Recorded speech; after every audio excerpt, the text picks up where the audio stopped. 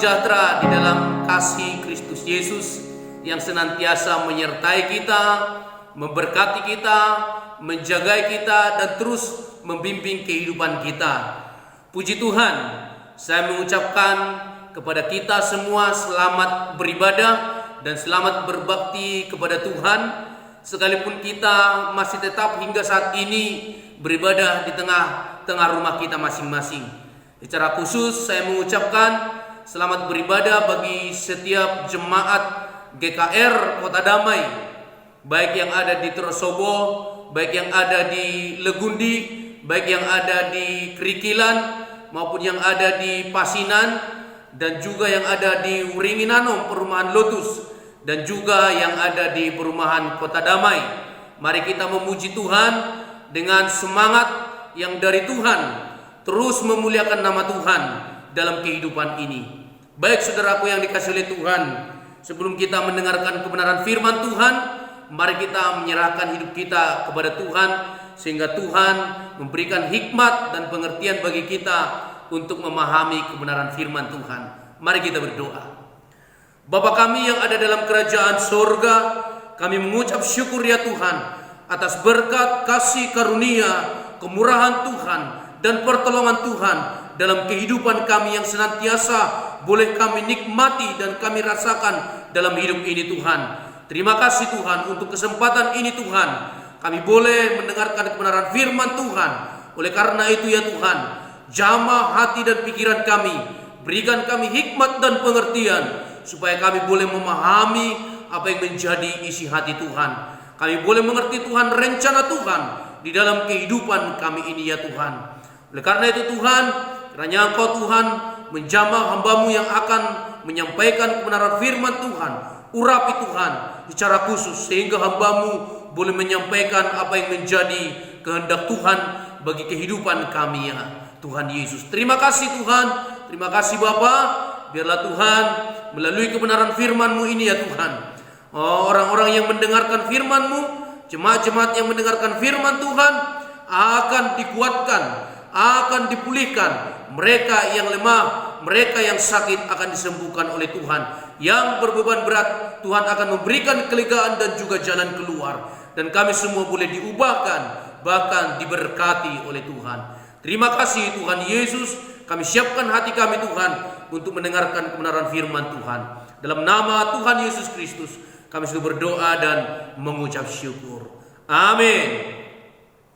Baik Bapak Ibu dan saudaraku yang dikasihi oleh Tuhan, saat ini kita akan belajar bersama-sama kebenaran firman Tuhan yang terambil di dalam Yohanes pasal yang ke-10 ayat yang pertama sampai ayat ke-21, yaitu Yohanes pasal yang ke-10 ayat yang pertama sampai ayat yang ke-21.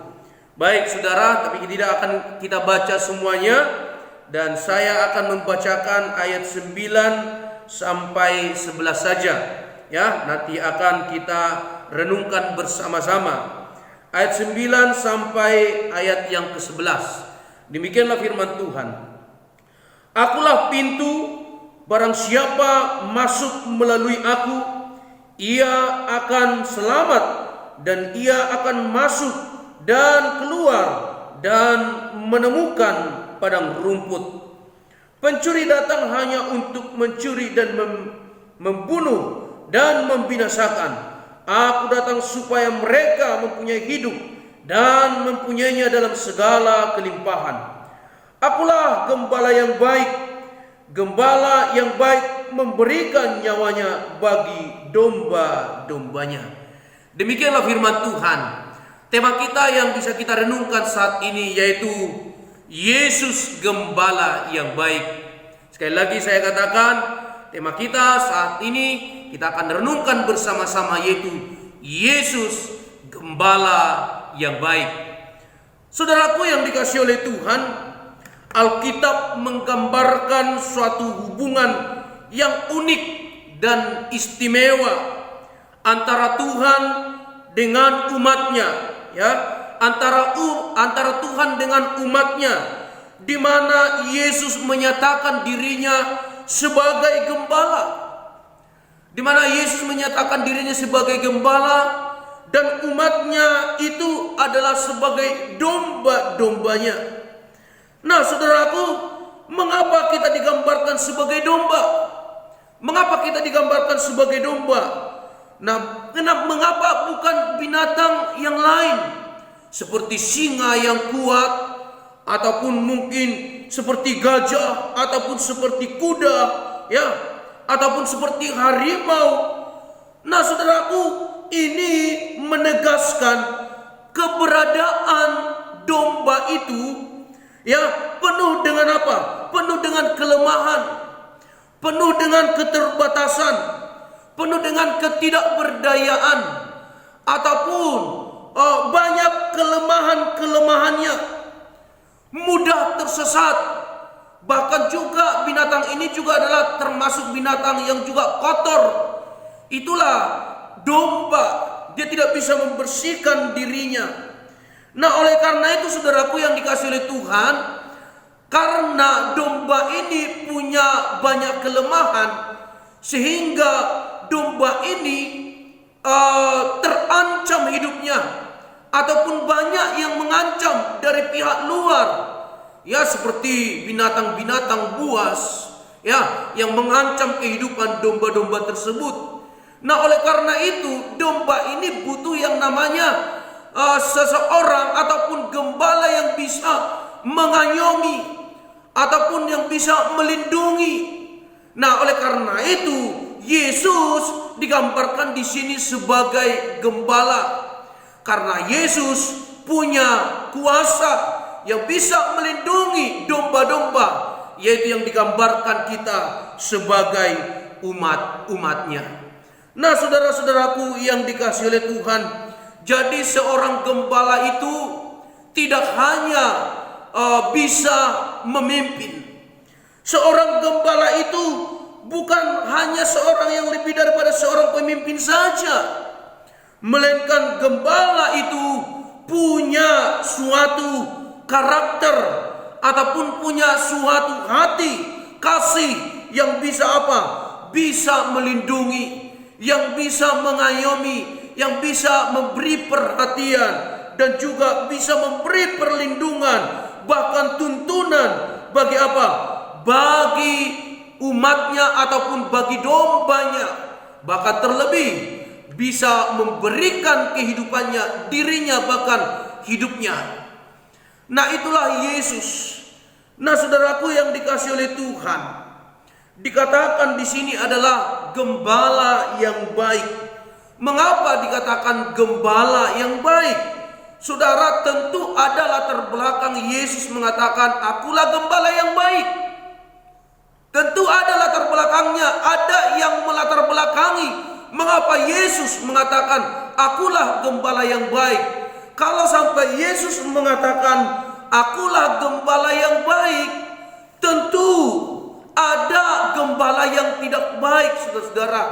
Berarti di lain pihak, di lain ataupun di satu sisi ada pihak ataupun gembala yang tidak baik tersebut. Nah, siapa itu? Mereka adalah orang-orang yang tidak bertanggung jawab. Mereka adalah orang-orang yang mengambil keuntungan dari domba ataupun dari umat.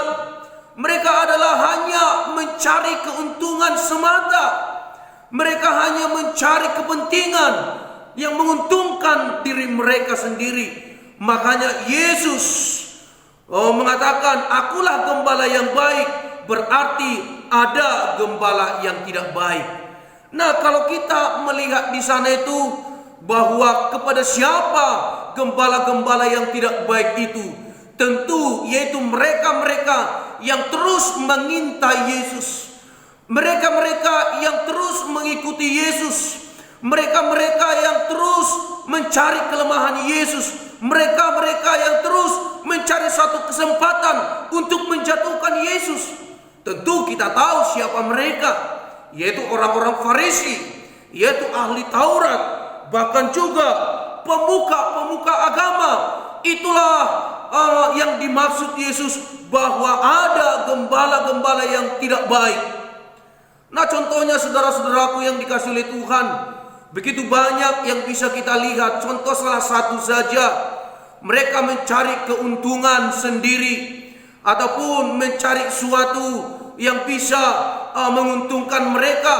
Ketika pemuka-pemuka agama mengizinkan ada berjualan di bait Allah, di depan bait Allah, bahkan juga ada penukar-penukar uang di sana. Ya, semuanya saudara-saudara, kalau kita lihat secara detail dan kalau kita bisa menyimaknya, sebenarnya itu adalah suatu cara yang bisa menguntungkan pemuka-pemuka agama yang mengurus bait suci. Nah, mereka mengizinkan boleh berjualan di depan bait Allah supaya mereka bisa mendapat masukan dan juga mendapat keuntungan. Nah, itu salah satu contoh yang kecil saja, saudara-saudara. Nah, saudaraku yang dikasihi oleh Tuhan, banyak gembala-gembala yang tidak baik. Nah, oleh karena itu Yesus mengatakan, "Akulah gembala yang baik." Nah, saudara yang dikasihi oleh Tuhan, beberapa hal yang bisa kita perhatikan di sini di dalam perikop ini. Mari kita pelajari bersama Yesus gembala yang baik. Yang pertama, Yesus adalah pintu. Yesus adalah pintu. Coba kita perhatikan di dalam ayat 1, 2, dan 9. Saya bacakan untuk kita. Demikianlah firman Tuhan, "Aku berkata kepadamu, sesungguhnya siapa yang masuk ke dalam kandang domba dengan tidak melalui pintu, tetapi dengan memanjat tembok, ia adalah seorang pencuri dan seorang perampok. Tetapi siapa yang masuk melalui pintu, ia adalah gembala domba." Ayat 9. "Akulah pintu, barang siapa masuk melalui aku, ia akan selamat, dan ia akan masuk dan keluar dan menemukan padang rumput." Nah, Yesus berkata di sana, "Akulah pintu." Nah, pintu yang dimaksud di sana pintu kandang domba. Siapa yang masuk melalui pintu kandang domba, nah, dialah gembala. Nah, dialah gembala. Nah, saudaraku yang dikasihi oleh Tuhan, masuk melalui pintu kandang domba itu menjadi salah satu tolak ukur gembala yang baik. Menjadi salah satu tolak ukur gembala yang baik. Nah, kawanan domba dapat diganggu, kawanan domba dapat dicuri, kawanan domba dapat dirampok, ya, melalui memanjat tembok, melalui yang bukan pintu. Oleh karena itu, di mana orang yang tidak masuk melalui pintu itu dikatakan pencuri dan perampok. Nah, jelas-jelas dikatakan ayat yang pertama dikatakan di sana, "Tetapi dengan memanjat tembok, ia adalah seorang pencuri dan perampok." Perampok. Nah, saudara-saudaraku yang dikasihi oleh Tuhan, ada begitu banyak orang berusaha untuk mencuri domba. Ada begitu orang berusaha merampok peliharaan orang, mencuri. Nah, oleh karena itu, karena pintu ditutup, karena pintu kandang domba itu dikancing ataupun digembok, makanya orang mencurinya melalui tembok ataupun memanjat tembok sehingga bisa dicuri domba-domba tersebut. Nah, saudaraku yang dikasihi oleh Tuhan, ini menggambarkan bahwa seorang gembala yang baik itu, nah, dia akan masuk membuka pintu kandang domba. Nah, dan domba itu akan mengenali gembalanya tersebut, bahkan mengenali suaranya. Nah, saudara-saudara yang dikasihi oleh Tuhan, oleh karena itu, saudaraku, mari kita perhatikan di sini siapakah gembala yang baik itu. Siapakah gembala yang baik itu? Yaitu ia yang masuk melalui pintu. Ia yang masuk melalui pintu. Saudaraku yang dikasihi oleh Tuhan, puji Tuhan kita mempunyai Yesus yang menyatakan diri sebagai gembala yang baik. Ketika menyatakan diri sebagai gembala yang baik, Tuhan Yesus mengontraskan dirinya dengan pencuri, mengontraskan dirinya dengan perampok, bahkan mengontraskan dirinya dengan orang upahan. Nah, jelas dikatakan di sana, yaitu bahwa di dalam ayat yang ke-10 di sana itu dikatakan bahwa pencuri datang hanya untuk mencuri dan membunuh dan membinasakan. Inilah seorang pencuri dan perampok tersebut. Tetapi Yesus datang untuk memberi hidup, dan supaya domba mempunyai hidup dan mempunyainya dalam segala kelimpahan. Yesus mengontraskan dirinya. Yesus mengatakan dirinya sebagai gembala yang baik dan mengontraskan dirinya dengan pencuri dan perampok. Kalau datang Yesus memberi hidup, tetapi pencuri datang membunuh bahkan membinasakan. Oleh karena itu kita tidak heran perampok-perampok itu tidak masuk melalui pintu, pencuri-pencuri tidak masuk melalui pintu, tetapi lewat mana? Lewat jendela, lewat tembok, lewat ruangan-ruangan yang terbuka, yang bukan pintu. Mereka masuk melalui sana. Nah, karena apa? Tujuan mereka merampok, membinasakan, bahkan membunuh. Nah, oleh karena itu saudaraku yang dikasihi oleh Tuhan, ya, pencuri, perampok, dan tukang colong, saudara-saudaraku yang dikasihi oleh Tuhan, zaman dulu itu banyak pencuri-pencuri domba gembalaan. Tetapi kalau sekarang itu manusia modern tidak mencuri domba lagi, tetapi mencuri sapi, ya, tetapi mencuri kerbau, tetapi apa? Mencuri apa? Mencuri kambing, bahkan mencuri apa? Mencuri ayam, saudara-saudara. Dulu itu kalau zaman-zaman kuno itu masih digeret, ditarik domba-dombanya. Sekarang zaman modern, mencuri domba, mencuri kambing, mencuri kerbau itu nggak digeret, pakai mobil, saudara-saudara, pakai mobil, mencuri, merampok peliharaan orang lain. Nah, saudara-saudara, bukan hanya itu saja, saudara-saudara. Kalau kita melihat zaman sekarang, bukan lagi mencuri ataupun merampok binatang ataupun domba ataupun peliharaan orang, tetapi saat ini zamannya banyak orang mencuri, merampok, yaitu jemaat-jemaat gereja, ya, memindahkan orang-orang dari gudangnya orang kepada gudangnya, memindahkan jemaat orang dari jemaat orang lain ke jemaat satu gereja lagi. Nah, saudara-saudara, hal-hal demikian tidak lagi suatu rahasia umum, semua terbuka, saudara-saudara.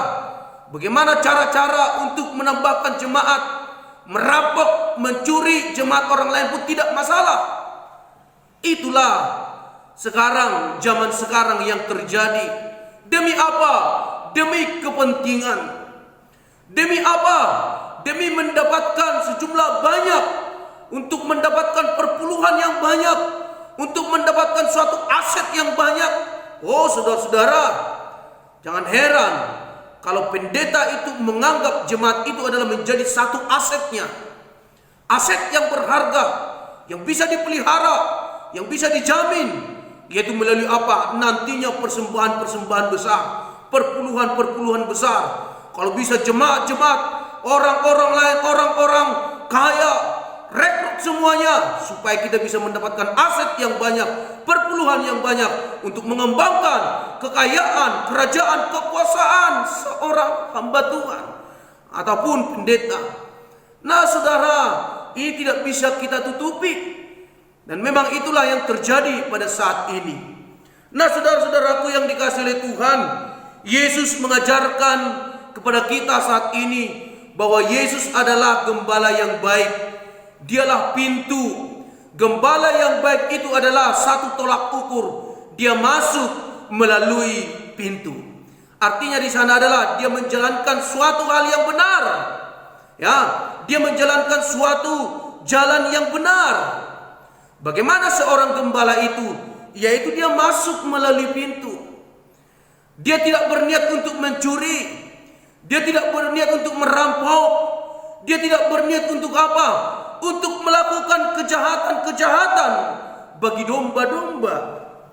Nah oleh karena itu saudaraku yang dikasihi oleh Tuhan, mari kita lihat bersama-sama dan kita renungkan bersama-sama bahwa Yesus adalah gembala yang baik, di mana Yesus adalah pintu itu sendiri. Nah di sini lebih dipertegas, dikatakan lagi di sana ayat yang ke-9 tersebut, aku adalah pintu. Saudaraku yang dikasihi oleh Tuhan, kalau tadi digambarkan itu masuk melalui pintu, itu adalah suatu gembala yang baik. Tapi Yesus lebih menegaskan lagi bahwa di mana Yesus itu sendirilah pintu masuk.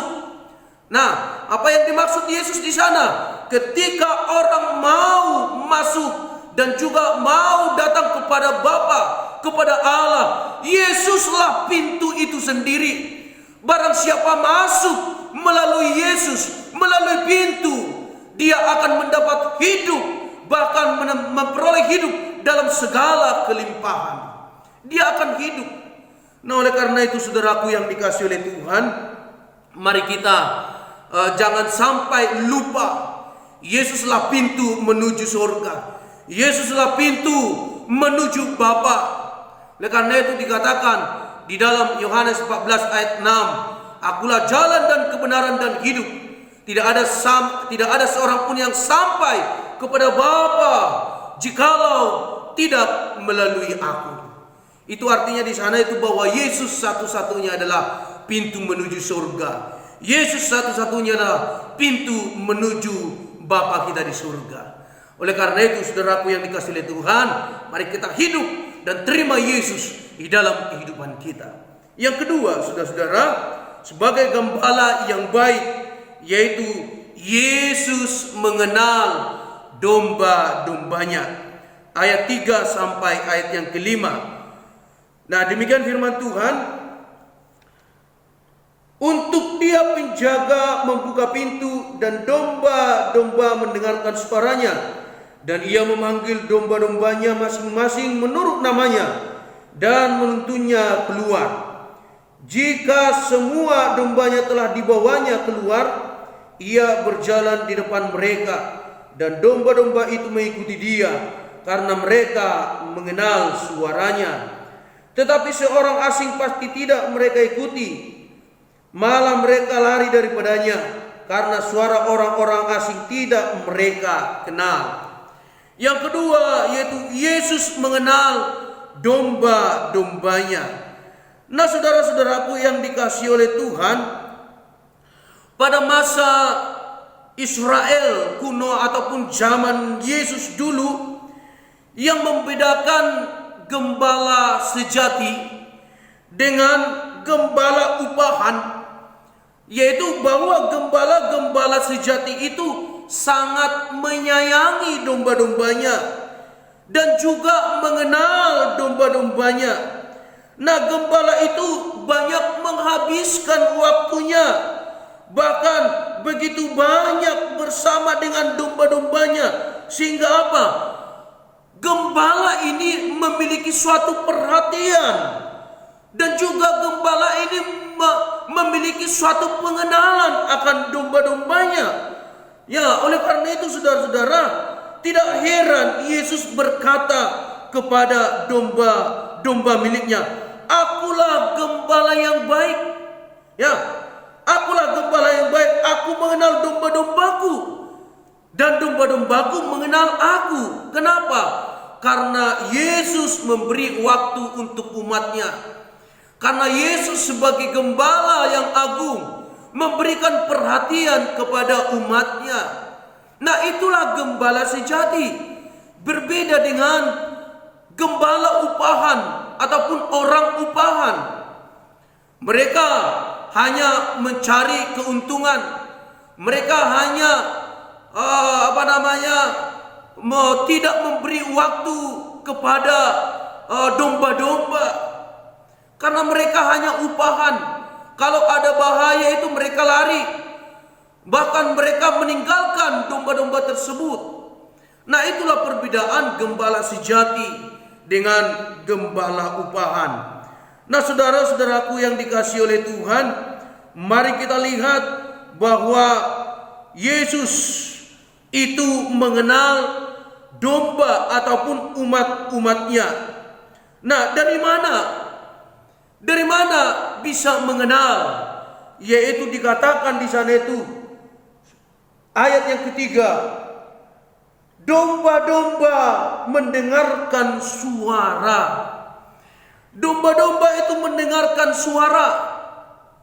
Nah, saudaraku yang dikasihi Tuhan, suara ini adalah suatu tanda ataupun visualisasi yang bisa dikenal. Ya, suara itu sebagai tanda ataupun visualisasi untuk mengenal dan dikenal. Nah, saudara-saudara yang dikasihi oleh Tuhan, dia mengenal. Dia mengenal. Dan juga domba-domba mengenal. Nah, melalui apa? Suara. Dan kemudian dikatakan di sana itu ayat yang ketiga itu, dan ia memanggil domba-dombanya masing-masing menurut namanya dan menuntun keluar. Kemudian memanggil sesuai dengan nama-nama.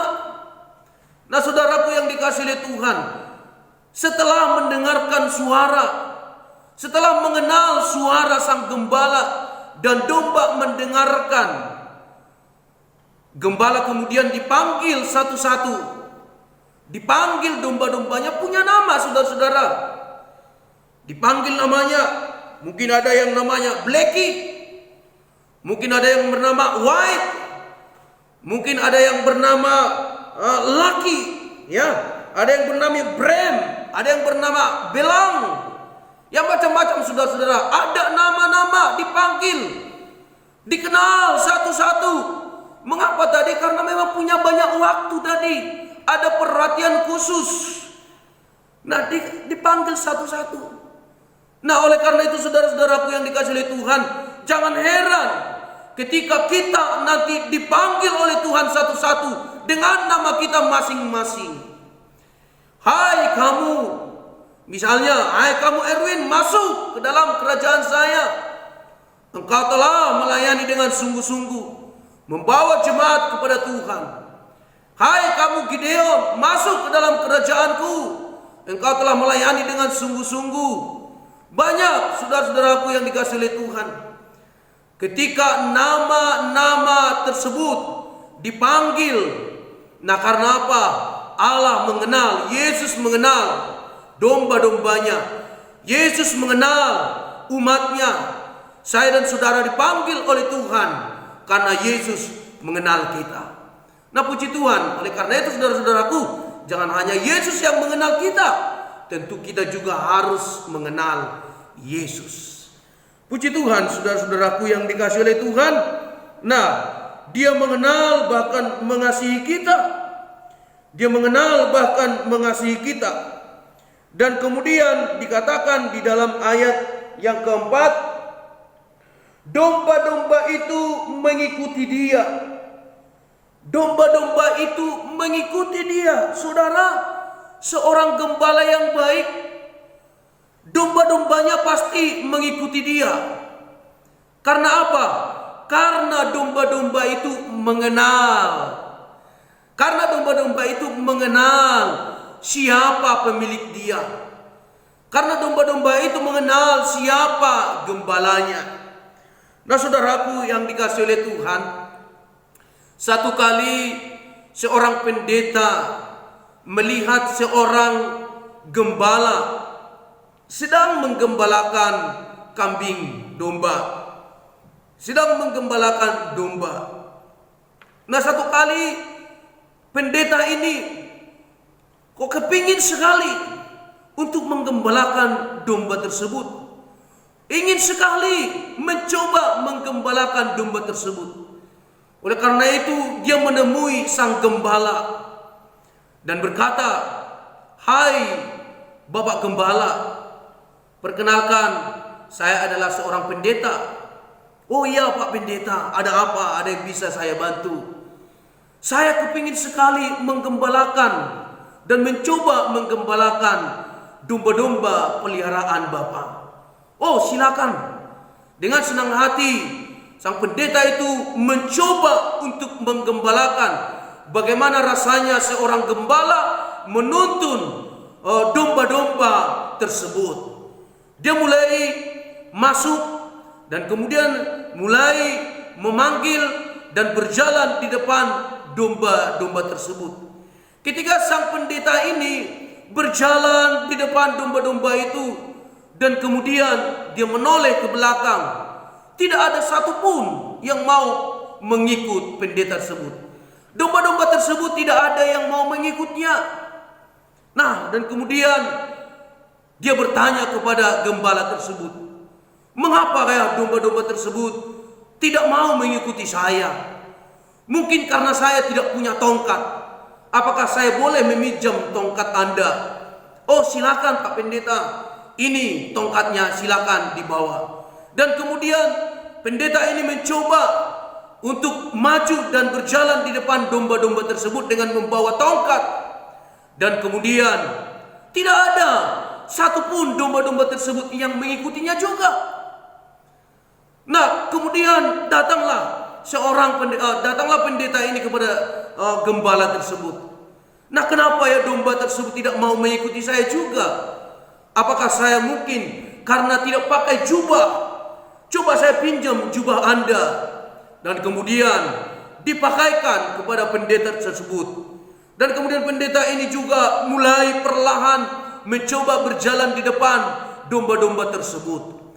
Dan kemudian setelah beberapa langkah, 10 langkah dia berjalan, tetap juga domba-domba tersebut tidak mau melangkah ataupun berjalan mengikut pendeta tersebut. Wah, bagaimana caranya ini? Kemudian datang lagi. "Wah, saya tetap tidak diikuti oleh domba-domba tersebut. Mungkin ada satu karena topi saya tidak pakai. Coba saya pinjam topi Anda ya." Kemudian dia meminjamkan topi tersebut kepada pendeta. Dan kemudian dipakai. Dia pakai jubah, pakai topi, dan juga pakai tongkat. Hampir mirip persis dengan gembalanya sendiri. Kemudian pendeta ini berjalan di depan domba-domba tersebut. Dan kemudian setelah beberapa langkah, 5 langkah, 10 langkah, nah kemungkinan dia udah merasa pasti domba-domba tersebut sudah mengikuti dia. Tetapi ketika dia menoleh ke belakang, dia belum juga dan tidak diikuti oleh domba-domba tersebut. Nah, pusing, semuanya sudah dikasih, topi, jubah, tongkat sudah ada. Dia memang persis sudah mirip seperti gembala. Tetapi ada satu yang kurang, saudara-saudara, yaitu apa? Ada satu suara yang belum lengkap, yaitu suara sang gembala. Suara sang gembala ini sangat penting, dan ini tidak bisa ditiru. Dan domba-domba itu mengerti siapa gembalanya. Makanya saya katakan tadi bahwa suara itu adalah suatu tanda visualisasi yang bisa dikenal dan juga mengenal. Oleh karena itu, saudaraku yang dikasihi oleh Tuhan, jadi inilah gembala sejati. Jadi gembala sejati itu dia punya namanya suara yang bisa dikenal oleh domba-dombanya. Oleh karena itu, saudara-saudaraku yang dikasihi oleh Tuhan, mari kita belajar bersama bahwa Yesus itu mengenal kita. Yesus mengenali domba-dombanya. Nah, jangan sampai kita lupa akan suara Tuhan. Jangan sampai kita lupa akan kehendak Tuhan. suara Tuhan, panggilan Tuhan dalam kehidupan kita ini, suara dan panggilannya itu adalah suatu hal yang harus kita miliki dalam kehidupan ini, harus kita kerjakan, harus kita ikuti, harus kita jalani. Untuk kita apa? Bisa mencapai kepada rencana dan kehendak daripada Tuhan. Puji Tuhan, saudara-saudaraku yang dikasihi oleh Tuhan, Dia mengenal, Dia mengasihi kita, ya. Kita dapat mempercayai tujuan Yesus bagi hidup kita, meyakini janji pemeliharaannya. Saudaraku, apapun yang menjadi tantangan dalam kehidupan ini, ya, Tuhan tahu, Tuhan mengenal saya dan saudara. Seberat apapun yang menjadi pergumulan kita, Dia mengenal kehidupan saya dan saudara. Dia kenal, saudara-saudara. Dia tuntun kita, saudara-saudara. Dia tuntun kita ketika kita mulai menyimpang dari jalan kita ataupun mulai berbelok. Tuhan akan menuntun kita dan kita diarahkan kembali kepada jalan yang benar, kepada domba-domba yang lain, supaya kita berjalan terus di dalam jalur yang Tuhan inginkan. Nah, puji Tuhan, saudara-saudara, kalau Yesus mengenal domba-dombanya, terlebih Yesus juga mengenal saya dan saudara. Jangan takut, jangan ragu dalam kehidupan ini. Tuhan pasti menolong kita semuanya. Puji Tuhan, saudara-saudaraku yang dikasihi oleh Tuhan, itulah salah satu tolak ukur daripada gembala yang baik. Yang pertama tadi itu bahwa Yesus adalah pintu. Dan yang kedua, Yesus mengenal domba-dombanya. Dan yang terakhir, yaitu sebagai gembala yang baik, Yesus memberi nyawanya bagi domba-dombanya. Yang ketiga, Yesus memberi nyawanya bagi domba-dombanya. Saudaraku yang dikasihi oleh Tuhan, Yesus sebagai gembala berkorban, memberi nyawanya bagi domba-dombanya. Ya, Tuhan Yesus menyempatkan dirinya, menempatkan dirinya sebagai gembala. Nah, oleh karena itu, saudaraku yang dikasihi oleh Tuhan, mereka yang percaya sebagai domba, ya, kita akan mendapat keselamatan. Mereka yang percaya sebagai domba gembalaan Yesus, Yesus telah memberikan nyawanya untuk saya dan saudara, ya, menjadi suatu tebusan, menjadi suatu apa? Menjadi suatu keselamatan dan anugerah bagi kita. Jangan lupa itu, saudara-saudara. Jangan lupa itu, saudara. Saudaraku yang dikasihi oleh Tuhan, kalau Yesus memberi nyawanya bagi domba-domba, tapi kalau manusia itu berbeda, saudara-saudara. Manusia itu menghilangkan nyawa domba, ya, menghilangkan nyawa gembalaannya. Ya, saudara-saudaraku yang dikasihi oleh Tuhan, orang Batak, orang Manado, dan juga banyaklah orang NTT. Ya, jangan heran, tidak heranlah kita, saudara-saudara, kalau udah Natal, kalau udah Paskah, saudara-saudara, ya siap-siaplah kita mungkin menghilangkan nyawa peliharaan kita. Makanya itu, saudara-saudara, peliharaan kita tidak heran juga ketika mendekati Paskah dan juga Natal, mereka banyak yang puasa supaya kurus, tidak disembelih jadinya. Nah, pintar juga saudara-saudara mereka itu peliharaan kita. Nah, saudara-saudara, jadi korban nantinya, jadi korban. Nah, saudara, kalau Yesus memberi nyawanya bagi domba-dombanya, tetapi manusia itu banyak yang menghilangkan nyawa domba-dombanya. Tidak heran kita, saudara-saudara, ya. Natal itu sering terjadi, Paskah juga sering terjadi, saudara-saudara. Nah, saudaraku yang dikasihi oleh Tuhan, domba itu memiliki beberapa karakteristik. Ya, memiliki beberapa karakteristik, yaitu bahwa mereka itu memiliki ketergantungan. Mereka memiliki ketergantungan kepada sang gembala. Mereka itu kalau tidak dituntun itu mereka tidak bisa pergi ke padang rumput hijau untuk mencari makanan. Mereka itu kalau misalnya, mohon maaf, atau membuang kotoran itu mereka tidak bisa membersihkan dirinya sendiri. Nah, mereka itu, saudara-saudaraku yang dikasihi oleh Tuhan, biasanya itu kurang cerdas. Ya, mudah tersesat, mudah hilang. Dan juga mereka itu kesulitan untuk kembali ke kandang. Banyak kelemahan-kelemahan mereka. Nah, oleh karena itu saudaraku yang dikasihi oleh Tuhan, untuk itulah Yesus juga berkorban untuk domba-domba tersebut. Bahkan Yesus rela memberi nyawanya untuk domba-domba tersebut. Saudaraku yang dikasihi oleh Tuhan, kalau kita melihat seorang gembala yang baik itu, dia pasti berada di depan. Dia pasti berada di depan. Untuk apa? Untuk menghadapi binatang-binatang buas, untuk menghadapi serigala-serigala yang buas yang datang mengancam domba-domba tersebut.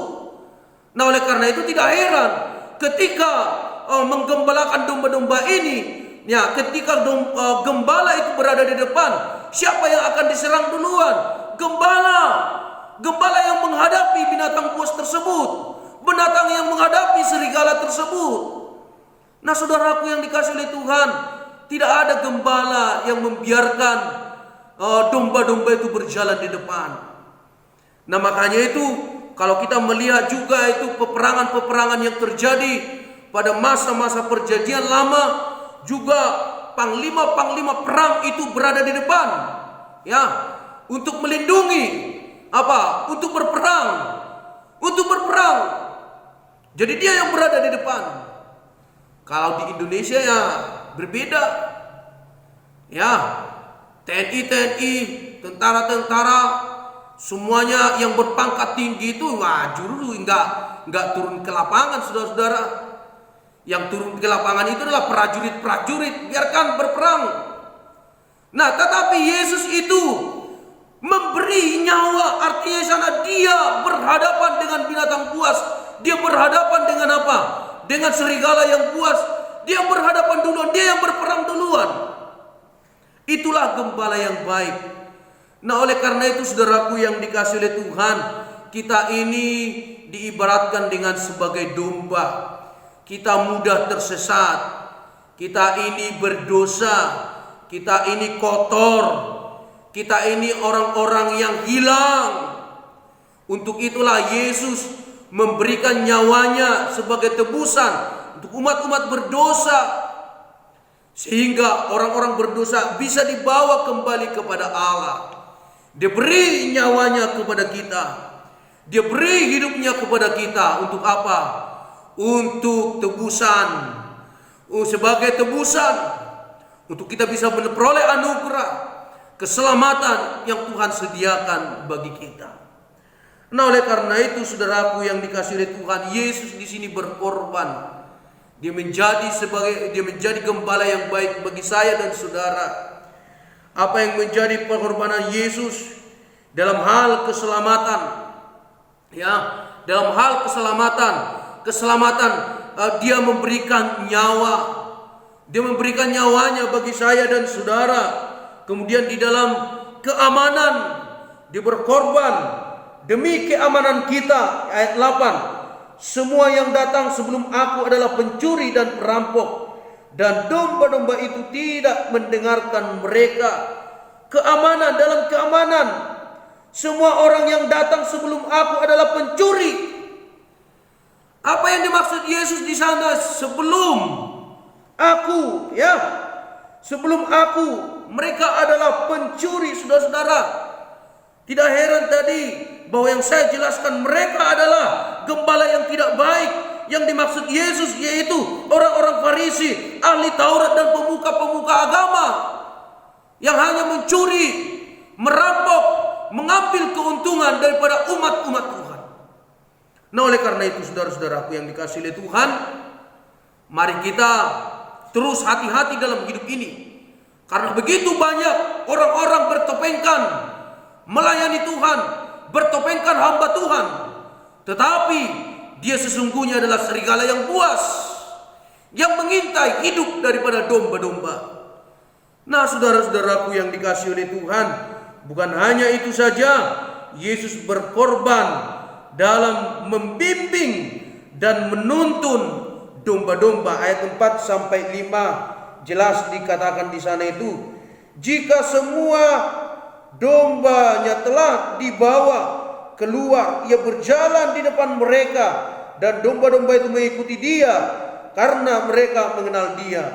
Berjalan di depan mereka, di depan domba-domba tersebut. Nah, mengikuti mereka, mengikuti gembala. Karena apa? Domba-domba tersebut mengenal sang gembalanya. Dan kemudian dikatakan ayat yang ke-9 di sana itu bahwa akulah pintu, barang siapa masuk melalui aku, ia akan selamat dan ia akan masuk dan keluar dan menemukan padang rumput, ya dalam kesejahteraan. Saudaraku yang dikasihi oleh Tuhan, inilah pengorbanan Yesus bagi kita. Bukan hanya Yesus menyediakan suatu kehidupan kekal nanti di masa yang akan datang, tetapi juga Tuhan menuntun kita dalam kesejahteraan. Dia menuntun kita kepada rumput yang hijau. Dia menuntun kita kepada apa? Kepada berkat Tuhan, berkatnya yang ajaib. Nah, oleh karena itu saudaraku yang dikasihi oleh Tuhan, jangan lupa ini. Yesus berkorban, terlebih memberikan nyawanya bagi saya dan saudara. Untuk itulah Yesus mati di kayu salib. Karena dia mengatakan dialah gembala yang baik, yang mau memberikan nyawanya bagi domba-dombanya, nyawanya bagi saya dan saudara. Sehingga supaya apa? Kita mendapatkan hidup, dan mendapatkan hidup itu dalam segala kelimpahan. Nah, puji Tuhan saudara-saudara, kita ini menjadi orang-orang yang sudah ditebus Tuhan melalui kematiannya. Kita ini adalah orang-orang yang sudah diselamatkan oleh Tuhan melalui kematiannya, melalui nyawa yang sudah dikorbankan di atas kayu salib demi menebus saya dan saudara. Puji Tuhan saudara-saudara, biarlah firman ini mengingatkan kita terus bahwa Yesus itu adalah gembala yang agung, ya, gembala yang baik dalam kehidupan ini. Dia tidak pernah meninggalkan saya dan saudara, tetapi dia membimbing, menuntun kita, bahkan melindungi saya dan saudara sepanjang kehidupan kita. Puji Tuhan, Tuhan Yesus memberkati kita semuanya. Amin firman Tuhan. Mari kita berdoa. Bapa kami yang ada dalam kerajaan surga, kami bersyukur ya Tuhan atas berkat firman Tuhan yang boleh kami dengar pada saat ini Tuhan. Biarlah kebenaran firman Tuhan boleh menguatkan iman kami, meneguhkan hati kami, memberikan pertumbuhan bagi setiap kerohanian kami ya Tuhan. Setelah kami mendengarkan firman ini Tuhan, biarlah semua yang lemah dikuatkan, yang sakit disembuhkan, yang hilang pengharapan diberi Tuhan pengharapan, dan yang berbeban berat Tuhan lepaskan, dan yang punya permasalahan dan persoalan hidup Tuhan beri jalan keluar dalam nama Tuhan Yesus Kristus. Terima kasih ya Tuhan Yesus, hamba boleh selesai berbicara, tetapi Roh Kudus akan terus mengingatkan firman ini dalam kehidupan kami sehari-hari. Terima kasih Tuhan, inilah doa kami Tuhan, kami serahkan ke dalam tangan Tuhan. Di dalam nama Tuhan Yesus Kristus kami sudah berdoa dan mengucap syukur. Amin.